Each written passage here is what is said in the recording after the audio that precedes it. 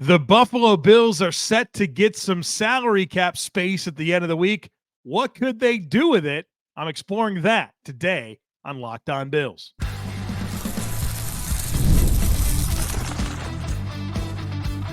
You are Locked On Bills, your daily Buffalo Bills podcast. Part of the Locked On Podcast Network, your team every day. What's up, Bills Mafia? It's Joe Marino, author of Go Bills and Buffalo's Run, also the co-host of the Locked On NFL Scouting podcast, and I'm your host of Locked On Bills. Want to thank you for making Locked On Bills your first listen every day, and a big welcome and shout out to our everydayers. You know who you are. Those of you who never miss a single episode, I appreciate y'all being here very, very much. I'd also like to invite you to subscribe or follow for free on YouTube or wherever you listen to podcasts. We're part of the Locked On Podcast Network, your team every day. Today's episode is brought to you by Game Time. Download the Game Time app, create an account, and use code LOCKEDONNFL for $20 off your first purchase. Terms apply. Well, folks, the Bills are getting some cap space. June 1st, they get about $10 million for the post-June 1 designation for the release of Tre'Davious White. So my objective today is to talk to you about that and what the possibilities are for General Manager Brandon Beane. I'm going to start out by giving you what I think he's going to do with it. Then I want to talk about the free agents that he could sign and explore some of the trade targets. That'll come in segment 3. So a lot of fun stuff to get into today as we speculate over what Brandon Beane's going to get done with this cap space that's coming his way at the end of the week. So here's the scoop. Right now, according to overthecap.com, the Buffalo Bills have $1.96 million in available cap space. So not much at all. Of course, Tre'Davious White, they designated that as a post-June 1st release, and so they're going to get $10.2 million in cap space. And so you add the 10.2 to the 1.96, and on June 1st, the Bills are going to have $12.16 million in available cap space. Now, it's important for me to remind you of the rule of 51. So your top 51 cap hits are what counts against the salary cap. And right now, Kyron Brown is player 51 for the Bills, who has a $994,000 cap hit in 2024. If the Bills sign another player, he falls off. And the new player's cap hit will be whatever it is in the contract minus $994,000. Then the new top 51, the 51st player, will be Balin Spector, and his cap hit is $1.01 million. And so anyone they sign after that will be the new cap hit less $1.01 million, so on and so forth. I say that because we know that one of the things that Brandon Beane's going to do with this cap space is to sign the draft class. Right now, the Bills have 9 unsigned draft picks. And that's going to cost them about $2 million in cap space because of the rule of 51 that I just explained. So, yeah, the individual cap hits for the draft class are going to be more than $2 million, but with the rule of 51, somebody bumps off every time. So after you sign this draft class, you're looking at about $10 million in available cap space. And I'm going to discuss, like I mentioned, the trade targets, the free agent options. But here's my guess as to what Brandon Beane's going to do with this cap space. My suspicion is that Brandon Beane wants as much in-season flexibility as possible to make moves as needed. Obviously, you need operating funds, right? You're going to have some available cap space to be able to make in-season moves, just normal transactions. And that's usually estimated to be about $5 million. But here's the reality of the 2024 Bills. The roster not quite as deep as it's been in the past. And Brandon Beane has seen injuries, right? We talked about this yesterday on the players that need to bounce back for the Bills. He's seen the injuries come throughout the last several seasons, and my suspicion is that he wants to have as much flexibility as possible for in-season moves as needed. He can preemptively make a move right now, anticipate, what he's going to need during the season, or he can wait until the season starts to play out a little bit and have a better understanding of what he actually needs. Positions of strength can become needs quickly in the NFL. We've seen that. And also teams, like if you want to look at this from a trade perspective, teams are more likely to make a trade during the season than right now. Hope springs eternal for everybody. Everyone's excited about their roster. They're going to win the division. Everybody's winning 10 games, right? Everybody's going to the playoffs. No, the reality is that's not true. Think about it through this lens. Go back to last summer. If you called the Green Bay Packers up in June of last year and said, hey, we'd like to trade for Rasul Douglas, they're probably going to tell you to kick rocks. But you call them about Rasul Douglas after they start 2-5, all right, now you can have a conversation. So I think that's just a big part of what I think Brandon Beane's going to do with this cap space. I think he wants that flexibility to make moves in season as needed. Oh, by the way, little nugget here. The NFL trade deadline has been pushed back a week. Starting this year, the trade deadline is the Tuesday after week 9. Previously, it's been the Tuesday after week 8. So you got a little more time to assess your roster and for other teams to assess their rosters and, either buy or sell. And oh, by the way, the Bills are loaded with ammunition to make a trade. Not only do they have the cap space to absorb contracts, but they have the draft capital in 2025 that they could part with. Right now, they're loaded with 10 draft picks in 2025. They have their own first-round pick, their own second-round pick, the Vikings second-round pick for the Stephon Diggs trade, their own 3, their own 4. They have Chicago's 4th-round pick right now. That could be a top 110, 115 selection. They're expected to get a 4th-round compensatory pick for Gabe Davis, a 5th-round compensatory pick for Leonard Floyd, their own 6th-round pick, and a 6th-round pick from the New York Giants as part of the Boogie Basham trade. 10 picks, loaded. Loaded with draft capital. And I think that Brandon Beane is looking at this flexibility. And he wants to assess how this season goes. And if somebody goes down, he has what's necessary to make a move. That's my suspicion. And let's say that nothing happens, right? You wind up not feeling like you need to make a move. Oh, darn, right? You have lots of draft picks in 2025 and salary cap space that you don't use in 2024 rolls over to 2025. So there's no downside here. So that's my guess. That's my guess. And I know that's boring. Nobody wants to hear that. Everybody wants to know about all the new shiny toys that they're going to get. But that's my suspicion as to the plan with the coming cap space. Now, I also recognize that there are plenty of other possibilities that are much more interesting to explore in terms of what could happen. And so we're going to dive into the free agents and the trade targets on the other side of it. So be sure to stick with me. Folks, the NFL schedule has been released. So many high-profile games for the Bills and all the teams across the NFL. I'm sure you're going to want to get to some of those. Well, if you do, you got to get your tickets through Game Time. Game Time is the fast and easy way to purchase tickets for all the sports, music, comedy, and theater events near you. The app is awesome. It's easy to navigate. They specialize in last-minute tickets. They give you flash deals, zone deals. They give you a seat view so you know exactly what to expect when you get to the venue.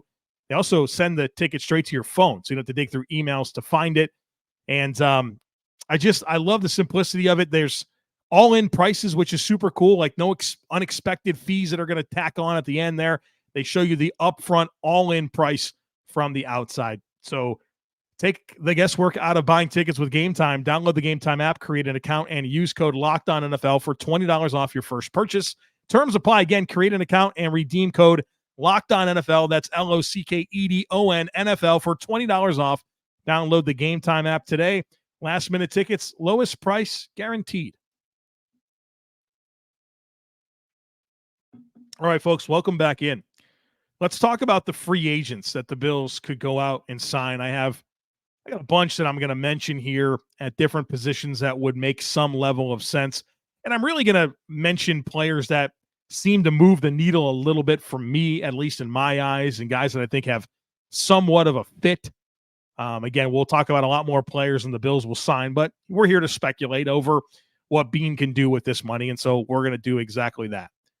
And so I've got players at positions of perceived need, and we'll start with wide receiver. And I'll start by saying this. It would not surprise me at all if the Bills wanted to just kind of roll with the group that they have. I think that they have this mindset of we're going to share the ball. We have a variety of skill sets. We're going to ask Josh Allen to function in this power spread, get the ball out of his hands, sprinkle in the special stuff that he does, and try to be an efficient offense. And I think they look at their top 6 receivers, which to me are some order of Khalil Shakir, Curtis Samuel, Keon Coleman, Marquez Valdez-Scantling, Mac Hollins, and Chase Claypool. I think that there's a lot of buzz for Chase Claypool right now. I bet you those are the 6 players the Bills want to roster. And that doesn't even get into Andy Isabella or Tyrell Shavers or Justin Shorter, KJ Hamler. They got a lot of guys. And so do you really want to add more there, like middling talent? Like, don't you have enough of that already? So I would hope that if the Bills made an investment at wide receiver, that it would be like an actual investment. I don't need another, low risk, a high reward type deal. And I think that's kind of what you're looking at on this free agent market. Guys that have some level of appeal to me. Probably the most appealing guy is Hunter Renfrow, slot receiver with the Raiders, has had some success in the NFL. The last 2 years have really not been good for him at all. Maybe getting him out of Vegas would unlock something there. He probably helps you as a punt returner as well. So he would be somewhat intriguing to me. But then I don't know. Beyond that, I don't really think so. Like Byron Pringle's out there. That doesn't move the needle. Robbie Chosen. I mean, vertical threat, but very limited player. Laquan Treadwell. Do you really need another big-bodied catch point guy that doesn't separate well? I don't think you need that. Sterling Shepard's an appealing slot player, but he's always hurt. Marquise Goodwin gives you a lot of speed, but, has the production really ever been there? Mecole Hardman, same type of deal. A lot of speed, but has the production ever really been there? But maybe you get excited about him as a kick returner. There's that to be mindful of. Russell Gage, I think he's really redundant within this group. So there's options out there. Hunter Renfrow, probably the biggest needle mover for me. And then Mecole Hardman, mostly because of what I think you can get in terms of speed and potential in the return game. Running back, I think it's worth talking about because I don't think the Bills have a guy that you really love in pass protection. And I talked about this end of last week on the Herd Mentality episode, actually, where you look at the skill sets of James Cook and Ty Johnson and Ray Davis, and there's a lot to like about that trio, but the one thing that's missing collectively is pass protection upside. And so maybe the Bills look at what they have and feel like they need to add there. I would expect any back that they add to have pass pro upside. But then there's also this. I mean, the Bills are one snap away from Frank Gore Jr. having a clear path to being RB3. And so maybe you do want to invest here a little bit. Hedge yourself against an injury. Latavius Murray's out there. And I know that you're probably throwing tomatoes at me and rolling your eyes that I even said that. I'm not talking about Latavius Murray coming in and touching the ball even 20 times this year. But pass protection, he can do that. And he's familiar. And there's, he was part of the mix last year. Is very good in pass protection. I think he can at least come in and do that if you needed him to. The other guy, Josh Kelly with the Los Angeles Chargers, physical back that gives you some appeal in pass pro, a younger player as well. Now, there's other guys out there. Like if you're interested in Dalvin Cook or Melvin Gordon or Kareem Hunt, these guys are like way expired in my mind. But they're experienced players. Jerick McKinnon seems to always make a play or two for the Chiefs every year that's majorly impactful. Had a C on his jersey last year for the Super Bowl champs. You think about that. So those are some of the options with running back, but I think the key there is pass protection. For offensive line, I really only think about a guard where, you're definitely counting on David Edwards to step in and be that left guard with Connor McGovern going to center. And I like David Edwards a lot, but I also recognize that he started 4 games over the last 2 seasons. And so do you want to have a little bit more there? Maybe. Greg Van Roten's out there. That's an appealing player to me, has been part of this team. 2 years ago, he was a depth player can help you at guard. It actually had a great season last year for the Vegas Raiders. And so if you really wanted to get some meaningful competition, he makes sense. Then two other guys, Phil Haynes, spent some time with Seattle, 29 years old. I kind of like him. And then Matt Filer, who's a very versatile player. I think his best years are behind him, but a guy that has some experience that, you're looking for just more options for the interior. He would make some sense to me. Looking at the defensive line at the interior, Calais Campbell, I know he's 38 years old, but he's the type of guy that I'd probably never say no to. So if the Bills wanted to add a little bit more to the interior defensive line, you're not going to catch me being upset about adding a Calais Campbell and the leadership and, all the experience and production that he brings to the table. On the edge, I think there's plenty of options for pass rushers here, and this kind of makes sense to me. Now, I do think that Dwayne Smoot was kind of already this investment. So you have Rousseau, Epinesa, Von Miller, Dwayne Smoot as your top four. I think all those guys make the roster. And then you probably, for a fifth guy, you probably would like for that to be Javon Solomon, the guy you just drafted. But if you're not getting the warm fuzzies there and you want to add another veteran to the mix, Marcus Golden's out there. And that's a player that I think is exactly the late stage or late career pass rusher that makes sense to me. I thought he looked good last year for Pittsburgh, actually. Had a sack against the Bills in the playoffs. He would be the rusher that I would want if the Bills were to sign one. You've also got Marquise Haynes, who gives you a speed dynamic. Jerry Hughes, what's he up to? He's a free agent. If he wants to play again, I'm not sure. I look at Houston. They feels like they've moved on. They've made a lot of investments at their edge position. Does he want to come back to Buffalo and kind of close out his career? Tyus Bowser missed last year with Baltimore, but has been a productive pass rusher in previous seasons. Carl Lawson, I'm a big fan of him. Yannick Ngakwe's out there. I know he kind of really tapered off last year, but maybe he can have a resurgent season. Emmanuel Ogbah, again, I watched a little bit of his tape because there was some rumblings that he could be a Bills target in free agency. I thought he was kind of cooked, but if you're looking to add something and you feel like getting him in a new situation would motivate him and you can get something, Emmanuel Ogbah's had some productive seasons. Corner is another position worth talking about. I like what the Bills have in terms of their top three with Christian Benford, Rasul Douglas, and Kyer Elam. But one of those guys goes down and you're one snap away from CB3 being Jamarcus Ingram on the outside. And so I think Akello Weatherspoon makes a lot of sense as a scheme fit. 29 years old, ideal zone corner. Fabian Moreau's out there. Rashad Fenton, who had some good years with the Chiefs. Trey Herndon in terms of options. Now, there's some big ticket corners out there.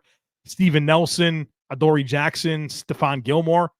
But I think those guys are going to want to go somewhere where there's a clear path to starting. Now, if the Bills have an injury at corner, then yeah, let's go get one of those guys for sure, especially like Steven Nelson, who makes a lot of sense to me in terms of a scheme fit. But as of right now, I kind of look at this more as a depth situation. One other guy that I'll mention here is a returner, Jamal Agnew, most recently with the Jaguars.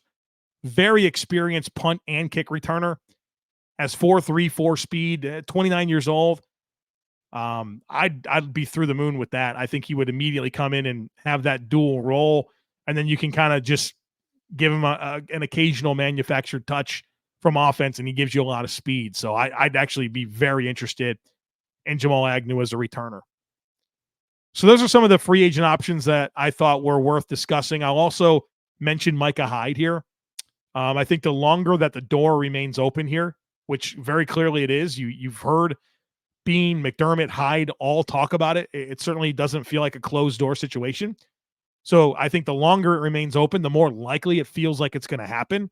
Simultaneously, it does feel unlikely, as you've talked about, or you've heard Micah Hyde talk about his health and how he wakes up sometimes and his neck is sore. And, he's a father of two young kids and enjoying time with his family.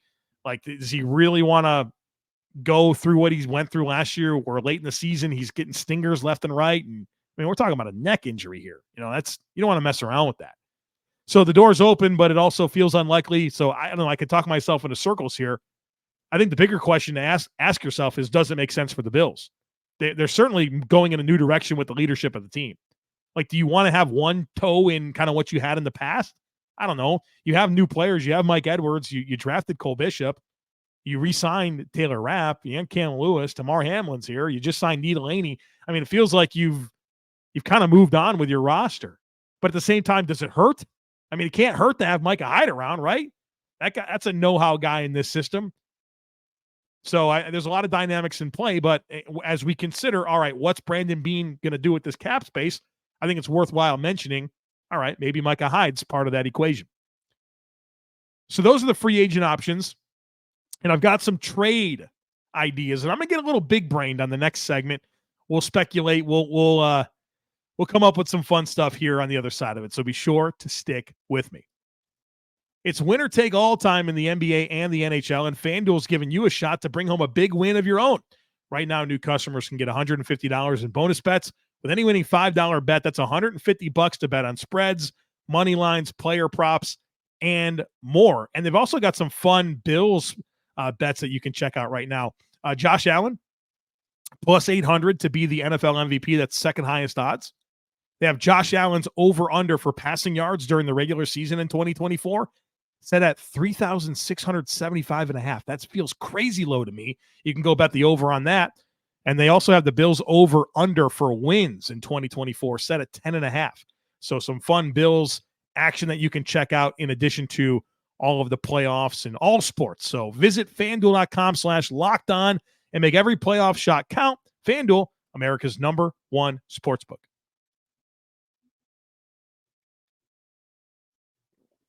All right, we're talking trades. Everybody loves to talk trades. I've got some scenarios that are rooted in some level of logic that I'll speculate with you over here in our final segment today. I'll acknowledge Justin Jefferson. I'll acknowledge Brandon Aiyuk. I don't understand why either team would trade those players. Justin Jefferson with the Vikings, probably the best receiver in the NFL. They just drafted J.J. McCarthy, a quarterback with their first-round pick. Why would you not want to keep Justin Jefferson around for that guy? I mean, you're probably going to get multiple first-round picks. You're going to get a ton in exchange. You don't have draft picks in 2025. Like, I get that for Minnesota. But I just want to have Justin Jefferson available for my quarterback that I just drafted. Brandon Aiyuk, I think that the 49ers will make a move at receiver. I think they're far more likely to trade a different receiver. So we'll talk about him. We'll talk about Deebo Samuel. Let's do it right now. So could the Bills trade for Deebo Samuel? Well, sure. Yeah, I mean, the Bills are looking for playmakers on offense. There's a lot of questions about the Bills wide receivers. Deebo Samuel feels like a straightforward weapon to implement with his ability to produce after the catch. There's 2 years left on his contract. I know that's something that Brandon Beane values. Could be a total X factor for the Bills on offense. So you could see why that would make a lot of sense. And like I mentioned with San Francisco, like you could talk about Brandon Aiyuk. He's the younger, better player. Keep him. You just drafted Ricky Pearsall in the first round. Keep Brandon Aiyuk. Trade Deebo Samuel. San Francisco right now in 2025 projected to be over the cap by $38 million. And they've got some big-time expiring contracts. Travarius Ward, their #1 corner. He's outstanding. Dre Greenlaw, linebacker. Juwan Jennings, Brandon Aiyuk. Aaron Banks, their starting left guard. Talanoa Hufanga, star safety. Oh, by the way, you're looking at an extension for Brock Purdy. They should trade Deebo Samuel, to be honest with you. Stephon Diggs went for a second-round pick. Do you want to offer your second-round pick to San Francisco for Deebo Samuel? It's interesting. How about a defensive player? I talked about the room for impact off the edge.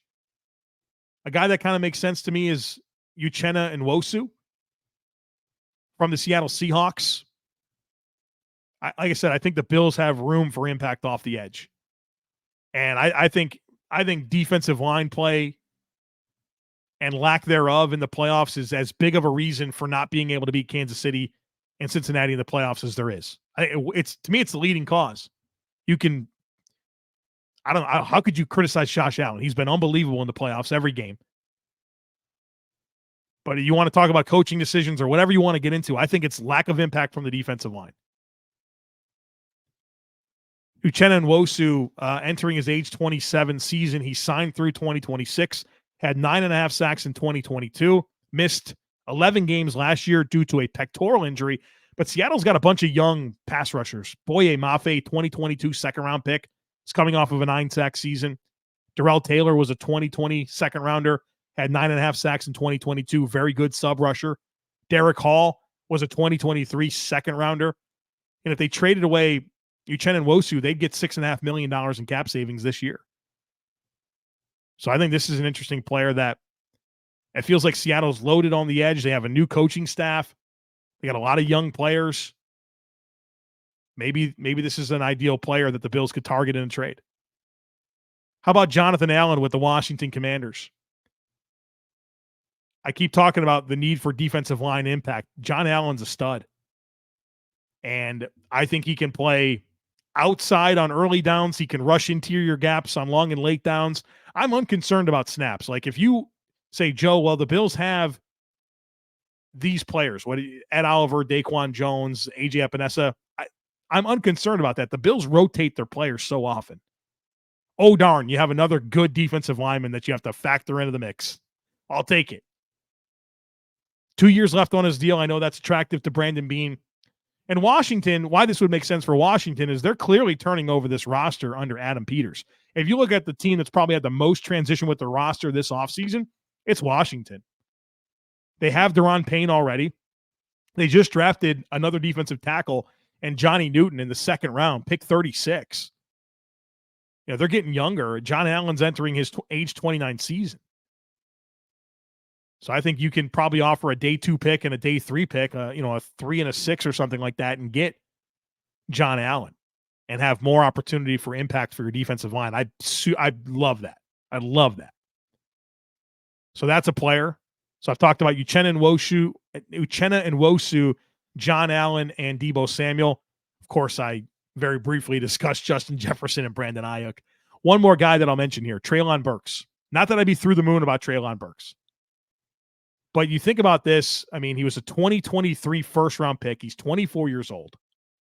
Has 2 more years left on his deal, plus the 5th-year option. Wide receiver for the Tennessee Titans, by the way.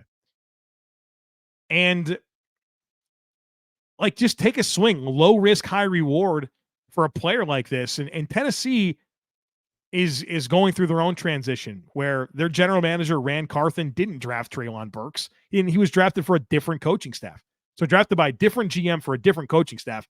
I mean, sirens go off when you talk about a player like this and sticking around on the team that they're on. Oh, by the way, Tennessee now has DeAndre Hopkins, Calvin Ridley, Tyler Boyd at receiver, not to mention Nick Westbrook-Akine. Is there room for Treylon Burks, especially with this Brian Callahan offense that's West Coast oriented, timing-based precision passing? Treylon Burks isn't a route winner. He's not gonna get reps over any of those guys. And so you'd probably be giving up something pretty modest, like, I don't know, like a 5th or a 6th round pick on a guy that was drafted in the first round 2 years ago that gives you size and athleticism at the wide receiver position. I'm not over the moon about Treylon Burks. I didn't grade him very highly as a prospect, but it's at least interesting under these dynamics, right? Like, I don't know, can he be reasonable competition for wide receiver 6? I don't know. It's worth talking about in my mind. So those are some trade candidates. Hope you enjoyed this. I really kind of think what I said in segment 1 is the most likely path here. But it's always fun to consider, all right, well, what else? What could they do? Do they want to load up now? Do they want to kind of wait and see? We'll find out. Brandon Beane's getting some cap space here at the end of the week. We could see some movement. And so I want to spend today speculating over what that could be. Now, listen, Bills OTAs are available to the media on Tuesday. So we're going to hear from Joe Brady. We'll get practice reports. We'll talk about that in our next conversation. And then in the conversation after that, the Thursday conversation, we're talking to Anthony Prohaska, Cover One, about the Bills offense. Him and I are going to speculate over the direction of the passing game, what it all means for Josh Allen, what this run game is going to look like. It's going to be a good one. So lots of great content coming the rest of the week. So don't miss it. Make sure that you are subscribed. Would love it if you took a second to rate, review, and share the podcast. Have a great rest of your day. Go Bills. And I look forward to catching up with you again real soon.